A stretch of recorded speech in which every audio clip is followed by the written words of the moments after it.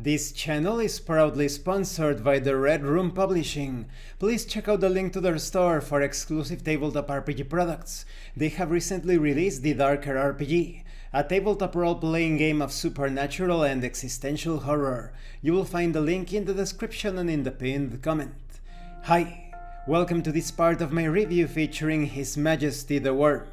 If you haven't seen the other parts of my review, featuring this tarot-driven, new school style with old school sensibilities tabletop RPG, please check out the playlist in the description below. This time we are going to talk about the basics.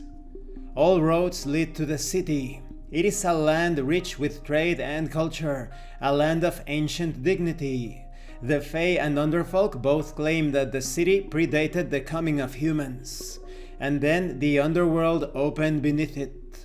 Beneath the world's largest metropolis, passages in plaster mines were discovered that led to a gargantuan castle surrounded by a ruined city deep inside the Stygian depths. These improbable structures were etched with mythological symbolism and peopled with monsters. It is said that a dragon of frightful proportions dwells within the underworld. He is called His Majesty the Worm. All who dwell in the dungeon below owe him obeisance. No adventurer has seen the worm and returned to tell of it. The setting in this tabletop RPG has many gaps, but they are left intentionally so, similar to Dark Souls or Demon's Souls.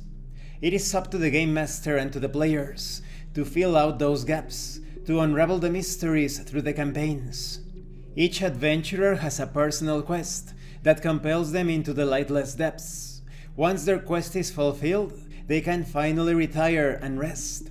Until then, it is a cycle of descending into the underworld and returning to the city to restock and rest. There are 4 distinct phases in the game, each with its own style of play and rules. You have the crawl phase. During this phase, the guild explores an interconnected network of dungeons called the Underworld.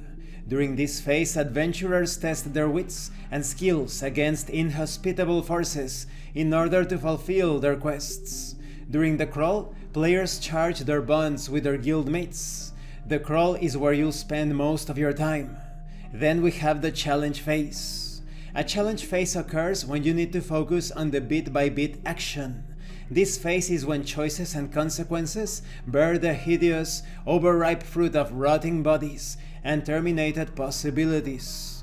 During a challenge, play moves from a free-form style to a tactical system. Play is split up into rounds and turns, during which people perform various specific actions. Then we have the camp phase. As the adventurers get worn down by journeys and battles, they'll pause and use the camp phase. The focus of this phase is interpersonal role-playing, drama, and connections between members of the guild. During this phase, players burn charged bonds to rest and recover. Then we have the city phase. Each delve is punctuated by this phase within the city itself, resolving the entire sequence and giving the guild a chance to spend their hard-earned loot, advance their long-term agendas, and reflect on their progress.